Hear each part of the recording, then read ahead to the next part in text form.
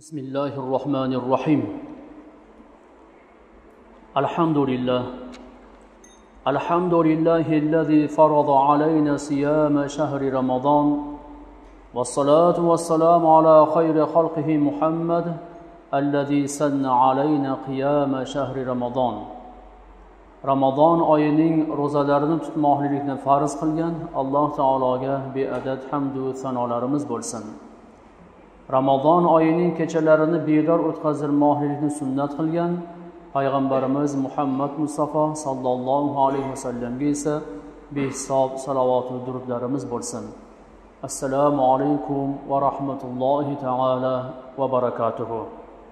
So'zimni boshida barchalaringni Ramazon oyining birinchi mavsumi rahmatni tugaganligi tufayli, yakunlanganligi tufayli va ikkinchisi esa mag'firat mavsumining boshlanganligi sababidan muborakbod etaman. Va shuning uchun bugun aynan Alloh taoloning biz bandalariga o'ta mag'firatlik va rahmatlik zot ekanligi to'g'risidagi hadis sharifni hukmlaringga havola etmoqchiman. Bismillahirrohmanirrohim.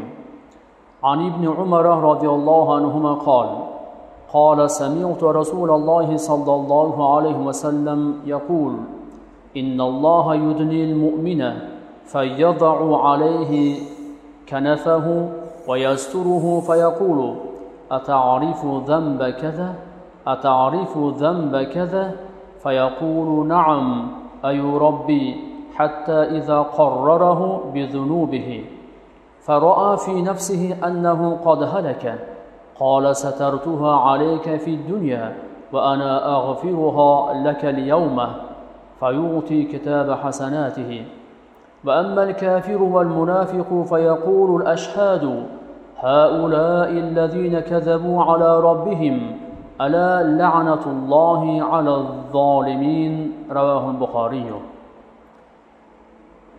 Abdulloh ibn Umar radhiyallohu anhudan rivoyat qilinadi. U zot aytadilarki, Rasululloh sallallohu alayhi vasallamni quyidagicha deganlarini eshitdim.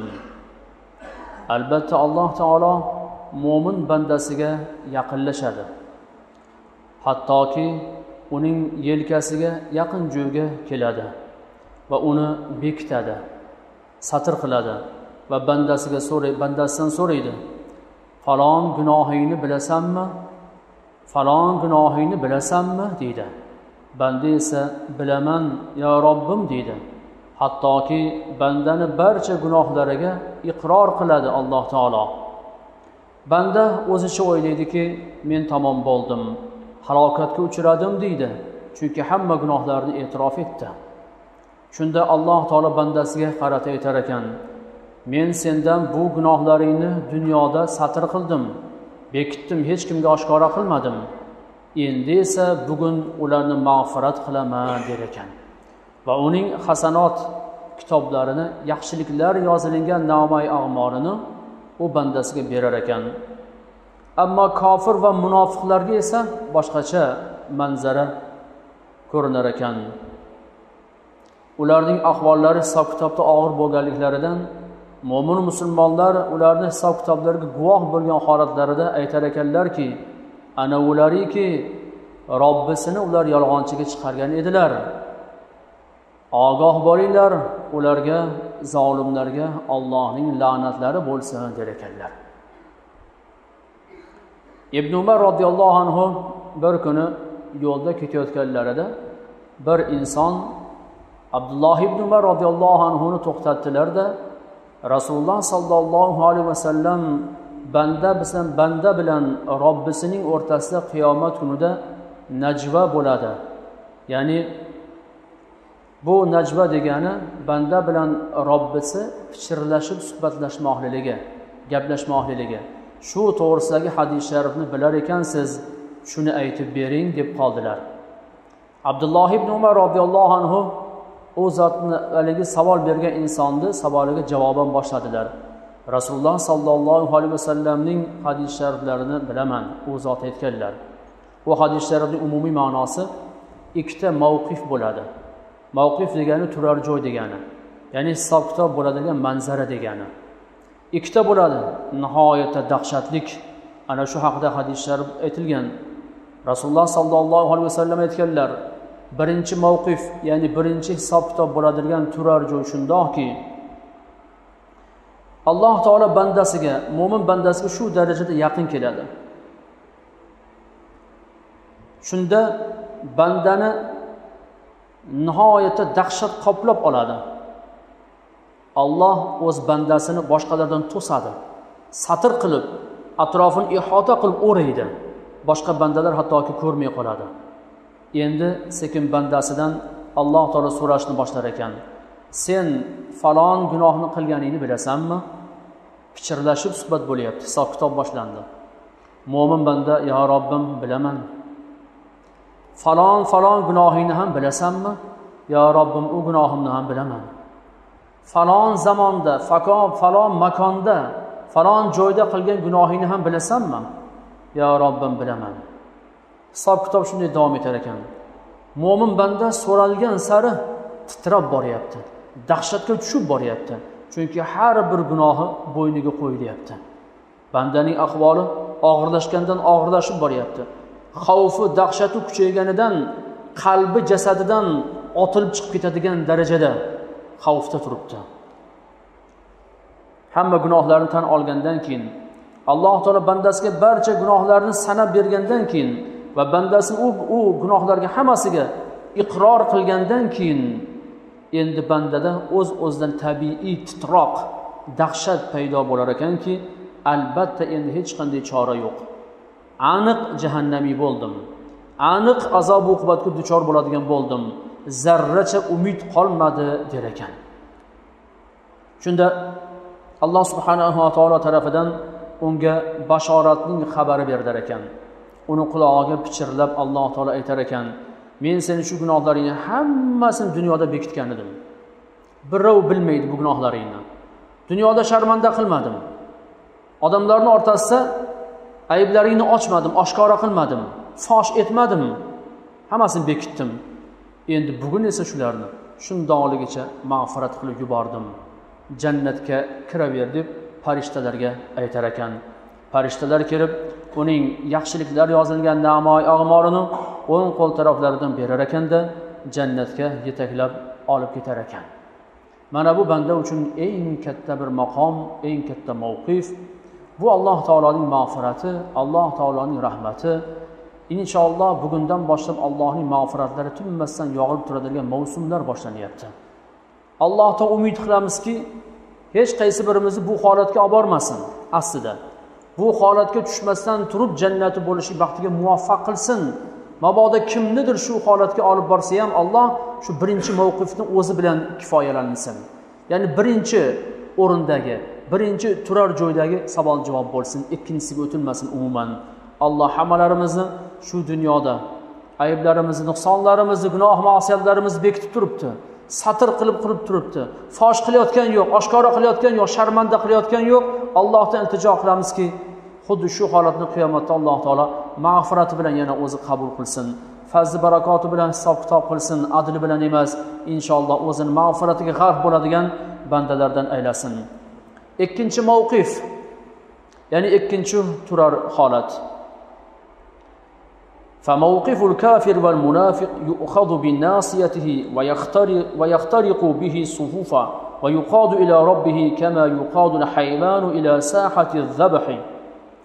Ikkinchisi kofirlar, munofiqlar va shu mo'min musulmon bo'lmaganlarning turar holati. Ularni peshonasidan, sochidan shundoq ushlab turib, dahshatli holatda saflarni yorib, Robbisini oldiga sudrab kelar ekan. Aytadilarki, xuddi hayvonni so'yiladigan joyga sudrab olib kelganidek majburlab, kofir munofiqlarni Alloh taolaning huzuriga hisob-kitobga peshonasidagi sochidan ushlab sudrab olib kelar ekan. Ana endi dahshatli holatni ko'ravering. Shuni o'zidayoq kofir tomon bo'ladi. Hisob-kitob nima ekanligi shuni o'zidan ma'lum o'zi. Boshidagi munosabatni o'zidan ma'lum. Hisob-kitob boshlanar ekan. Ahlul mawqifi yanzuruna ilayhi hatta yasilu ila sahatil 'adl wal qada'i. Butun o'sha joyda turganlar, mahshargohda turganlar hammasi mana buni holatini tomosha qilib turar ekanlar. Hammasi ko'rib turar ekan shu holatni bo'layotganligini. Endi u bandani adolat va hukm chiqarilishlik maydoniga, Allohning huzuriga sudrab kelar ekan. Alloh taolo bularga nisbatan albatta adolat bilan hukm chiqaradi. Alloh zulm qilmaydi. Kofir, munofiq, mushrik eng yomon bandasiga ham zulm qilmaydi. Faqat ularga adolat bilan hisob-kitob qiladi xolos. Bayna yadayillah xosiyan va huwa hasir, xorlangan holda, mutlaqo zorlangan holatda Robbisining huzuriga keltiriladi. Robbisi undan so'rar ekan: alam an'am alayka, men senga ne'mat bermaganmidim? Alam ursil ilayka rasulan, men senga rasul, payg'ambarlarni, elchilarni yubormaganmidim? Alam istahyayta minni fabaraztani bil qabihi, sen mendan hayo qilmading-a? Men shuncha narsani berdim-ku, menga qarshi qabihlik bilan, qo'pollik bilan va meni rad etishlik bilan, inkor etishlik bilan muomala qilding-a? Alam ta'kul khayri va ta'budu g'ayri, mening bergan ne'matlarim yeding-ku, mendan boshqasiga ibodat qilding-a? Alam taf'al kaza yawman kaza, falon kuni falon gunohni qildingmi? Falon kuni fiston gunohni qildingmi? Hammasini bo'yniga qo'yar ekan. Mana azizlar, Alloh taolo hamma narsani bersa-yu, lekin banda bergan zotga itoat etmasa. Haligi bizda bir maqol bor. Tuzimni yeb turib tuzlig'imga tupurasanmi deydi. Hammamizga og'ir botadi, shu to'g'rimi? Bir kun birovni mehmon qilaylik, qachondir kelib shu biz mehmon qilgan odam bizga qarshi chiqadigan bo'lsa, o'zi bir kun mehmon qilganmiz, bor yo'g'i. Tuzimni yeb turib tuzlig'imga tupurding-a, non ko'r deymiz. Alloh taolochi 80 yil, 100 yil berib qo'yibdi. Hamma narsani berib qo'yibdi yana. Bu banda esa Allohning tuzlig'iga go'yoki tupuryapti. Allohni o'zi so'rar ekan: "Men bergan narsalarni yeb turib, mendan boshqasiga ibodat qilding-a? Men senga shuncha ne'matlarni berib qo'ydim-ku, uni inkor etib, boshqa itoat etding-a?" Hammasini banda tan oladi. Boshqa hech qanday iloji yo'q. Shundalik kofir banda fayanzuru an yaminihi fala yajidu illa an-nara. O'ng tarafiga nazar solar ekan, biror bir najot bormi deb, faqat jahannam. Chap tarafiga qarar ekan, bu yoqda ham jahannam, oldi jahannam, orqasi jahannam, hamma tarafi jahannam bilan o'ralib turibdi. Hech qanday najot yo'q. Shunda kofir banda umuman noumid bo'lar ekan. Endi uni atrofiga shundoq qarasa, ro'parasida go'yoki yenglarini shimarib, shidadun g'ilaz, ya'ni o'ta qo'pol, dag'al farishtalar, jazolaydigan farishtalar uni kutib turar ekan. Ya Robbi, la ajizu ala nafsi illa shahidan minni. Haligi banda aytar ekanki, ya Robbim, hech narsa deya olmayman. Hammasiga guvoh bor. Hech qanday sendan biror bir narsa inkor eta olmayman. Boshqa ilojim yo'q, tan olmasam ilojim yo'q. Shunda Alloh taolo aytar ekanki, a'udhu billahi minash shaytonir rojim, kafa bi nafsika al-yawma alayka hasiba. Bugunlik kunda seni o'zingni nafsing guvohlik bo'lishga kifoya qiladi. Senga boshqa guvoh ham shart emas. Seni o'zingni nafsing, o'zingni turishliging, o'zingni zararingga guvoh bo'lishga kifoya qiladi. Keyin uni og'ziga muhr urilar ekan. Og'ziga muhr urilgandan keyin qo'li qilgan gunohlarni aytar ekan, oyog'i qilgan gunohlarni aytar ekan, ko'zi, qulog'i, tili, burni, har bir a'zosi men falon gunohni qilganman, fiston gunohni qilganman deb hammasi birma-bir guvohlik berib turar ekan. Endi tamom bo'ldi. Shunda Alloh subhanahu va taolo jazolovchi farishtalarga qarata aytar ekan: Bismillahirrohmanirrohim. Xuzuhu faghulluh. Olinglar buni, ushlanglar va zanjirband qilinglar, kishallanglar buni. Thummal jahima salluh. So'ngra jahannamga solinglar buni, tashlanglar jahannamga. Thumma fi silsilatin daruha 70 zira'an fasukuh. So'ngra buni zanjirga, kishanga kiritinglar. O zanjir kishanning uzunligi esa 70 zirodur, 70 tirsakdir deylar ekan. Mana azizlar, ana shu jahannamiy bandani shu darajada qiynoqlar, hisob-kitoblar bo'lib, oxiri jahannamga yuztuban tashlanar ekan. Endi shu holatni, manzarani guvohi bo'lib turgan insonlar aytar ekanlarki, bu ham oyat karimada kelgan. A'udhu billahi minash shaytonir rojim. Haula'illazina kazabu ala robbihim ala la'natullohi alaz zolimin. Ana shular Robbisini inkor etgan edilar. O'z Robbilarini ular inkor etib yolg'onchiga chiqargan edilar, tan olmagan edilar. ogoh bo'linglar, albatta Allohning la'natlari zolim insonlargadir der ekan. O'sha joyda guvoh bo'lib turganlar shunday guvohlik berishar ekan. Mana azizlar, bu manzarani dahshatini ko'rib turibsizlar. Birinchi manzara ham boshida dahshatlik, lekin natijasi alhamdulillah Allohning mag'firati, Allohning rahmati bilan nihoyalanyapti. Ikkinchi manzara mavqif esa boshidan oxirigacha dahshatlik, oxiri esa undan-da ko'ra dahshatliroq, chunki abadul abad jahannamga mahkum qilinishligi. Mana shu hadis sharifdan oladirgan foydalarimiz fazlullohi ala ibadihil mu'minina fi dunya val axirah. Alloh taoloning mo'min bandalariga dunyo va oxiratda o'ta fazilatli zot ekanligini bilib olamiz. Shu dunyoda ham fazli bilan yashirgan edi. Agar hozir Alloh taolo har birimiz bir-birimizni yashirib qilayotgan gunohlarimizni fosh etsa, bir-birimizni ko'zimizga qarolmay qolamiz. Hammamizni birovga bildirmasdan qiladigan gunohimiz bor. Ota-onamizdan yashiramiz, ahli ayolimizdan yashiramiz, ustozimizdan yashiramiz, shogirdimizdan yashiramiz, qo'ni-qo'shnidan yashiramiz, lekin Allohdan yashira olmaymiz. Alloh va ikkita farishta doim yozib turibdi, ko'rib turibdi, tekshirib, bilib turibdi, hammasini nazorat ostidamiz. Endi umid qilamiz albatta Allohning mag'firatidan. Shunday kechalarda xosatan duolar qilamizki, Alloh mag'firatiga olsin. Shu dunyoda sharmanda qilmayapti, oxiratda ham fazli bilan hisob-kitob qilsin. Ikkinchisi adullohi fi hukmihi alal kafirin. Kofirlarga ham Alloh taolo adolat bilan hukm chiqarar ekan. Sen kofir eding, meni inkor etding, menga sherik keltirding, munofiqlik qilding, senga shuning uchun azob uqubatni ko'paytirib beraman demas ekan. Qilgan gunohiga yarasha azob beradi xolos. Ortiqcha hech qanday zarracha Alloh taolo zulm qilmaydi. Uchinchisi va fihi hujjatun li ahli sunnah fi qawlihim بأن أهل الذنوب من المؤمنين لا يكفرون بالمعاصي كما زعمت الخوارج. أهل السنة والجماعة ushbu hadis sharifdan dalil oladilarki, mu'min kishi gunoh qilishlik bilan kofir bo'lmaydilar. Ammo xavorijlar esa mu'min kishi isyon qilishlik bilan, gunoh qilishlik bilan kofir bo'ladi deganlar. Agar mu'min kishi gunoh bilan kofir bo'lsa, bu yerda Alloh taolo kimni mag'firat qilyapti? Mu'minni mag'firat qilyapti-ku. Gunohkor mu'minni mag'firat qilyapti. Agar gunohi bilan kofir bo'lib ketadigan bo'lganda, u ikkinchi holatga tushar edi hisob-kitobda, birinchi holatga emas. Shuning uchun azizlar, ahli sunna va jamoa e'tiqodi shu darajada to'g'riki, gunohkor bandalarni Alloh taolo kechiradi, mu'min gunohkor bandalarni, ya'ni siz bilan bizga o'xshaganlarni. Agar qilingan gunoh bilan kofir bo'lib ketaversa, u dunyoda deyarli musulmon qolmaydi. Gunoh faqat payg'ambarlarda yo'q xolos. Boshqa hammada gunoh bor. Xavorijlar esa inson gunoh qilishligi bilan kofir bo'ladi deyapti. O'zlari qandoq musulmon bo'lar ekan bilmadim. 5. Va fihi hujjatun alal mu'tazilati fi maghfirati dhunubi illa al-kaba'ira. Ana mu'tazilalarga ham qarshi hujjatimiz bor shu hadis sharifda. Mu'tazilalar aytadilarki, Alloh taolo faqatgina kabira gunohlarni kechirmaydi, qolgan hammasini kechiradi deganlar. Yo'q azizlar, kabirani ham Alloh taolo kechiradi. Gunohi kabiralarni ham Alloh taolo xohlasa kechiradi.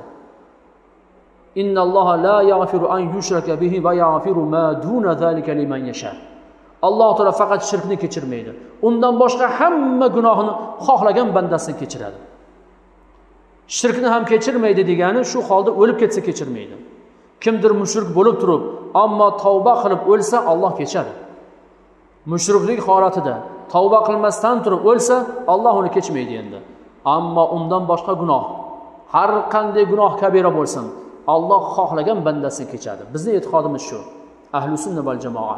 Mana shu hadis sharhi ham shunga dalil. Qolaversa hozir oyat karimani ham o'qidik, u ham dalil. Alloh taolo shunday mag'firatli zot ekanki, A'udhu billahi minash shaytonir rojim. Qul ya ibadiyallazina asrafu ala anfusihim la taqnatu min rahmatillah. Innalloha yaghfiru dhunuba jami'a innahu huval ghafurur rahim.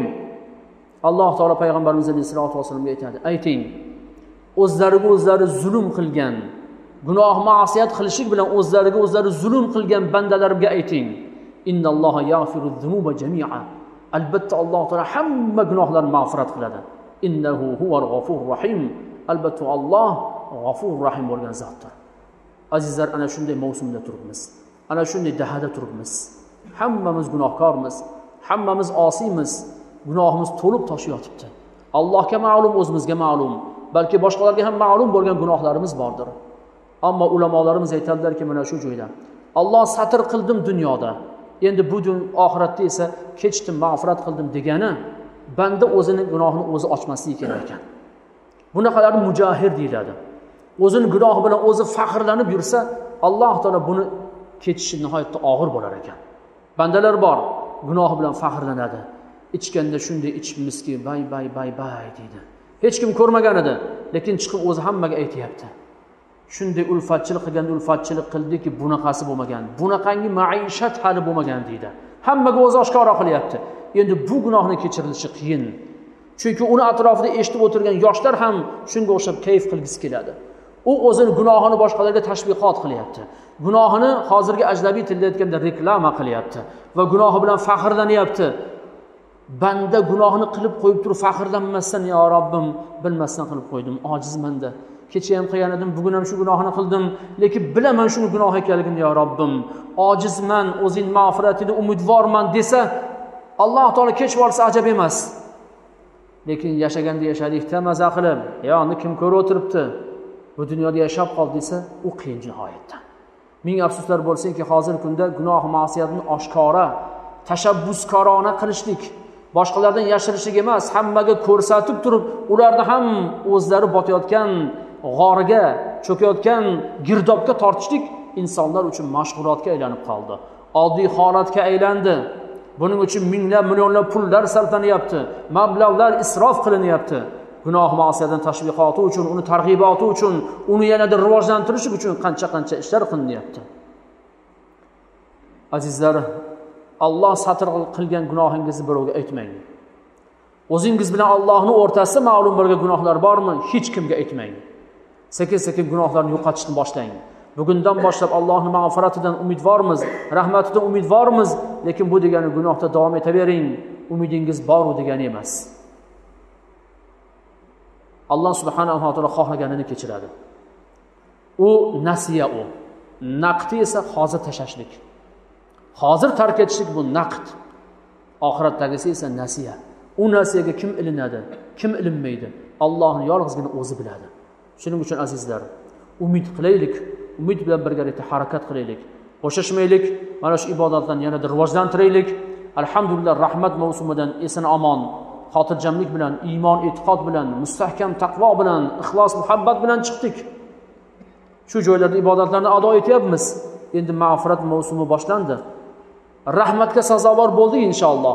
Mag'firatga ham Alloh bizdan loyiq ko'rsin, o'zi munosib ko'rsin. Duo qilaylik. Amin. Alloh subhanahu va taolo, Parvardigorim, shu bir oy Ramazon rozalarini 3dan 1ni yakunladik Alloh. Qolgan 3dan 2 qismini ham bizlar uchun yanada barakotli qilgin, yanada xayrli qilgin. Mana bu mag'firat dahasini Alloh hammalarimiz uchun tom ma'nodagi mag'firat dahasi bo'lmoqligini muvaffaq qilgin. Kelayotgan intiqom minon niyron bo'lgan dahasigacha tansihatlik, tinch amonlik, iymon, e'tiqod bilan yetkazilgin. Allohim jahannamdan ozod bo'lishi dahasida barchalarimizni jahannamdan ozod qilgin va barchalarimizdan duo umidda bo'lgan o'tgan ahli iymon, ahli islom marhumalarimizni ham va barcha ustozlarimizni ham, pir va azizlar, ulug'larimizni ham Alloh barchalarini jahannam azob uqubatlaridan o'zing hifzi himoyada asrab, o'zing ularni Parvardigor jannati, mag'firati bandalarini qatorlariga qo'shib, oxiratlarini obod qilgin. Bizlarni esa ikki dunyo baxti saodatiga erishtirgin. Allohim shunday ulug' kunlarda o'zingni iltijolar qilamiz. Butun xalqimizni, mo'min musulmonlar yurtimizni Alloh o'zing doimo o'zingga bo'lgan ibodatda, taqvoda, amali solihda bardavom qilgin. Rahmat va mag'firatingga loyiq xalqlardan bora hayot kechirib bormoqdan nasib aylagin. Shunday ulug' kechalarning barokotlari tufaylidan yurtimizdagi tinchlik, xotirjamlik, asoyishtalik, mustaqillik, ozodlik, hurriyatni o'zing abadiy aylagin. Va sallallohu ta'ala ala xayri xalqihi Muhammad va ala alihi va ashabihi ajma'in bi rahmatika ya arhamar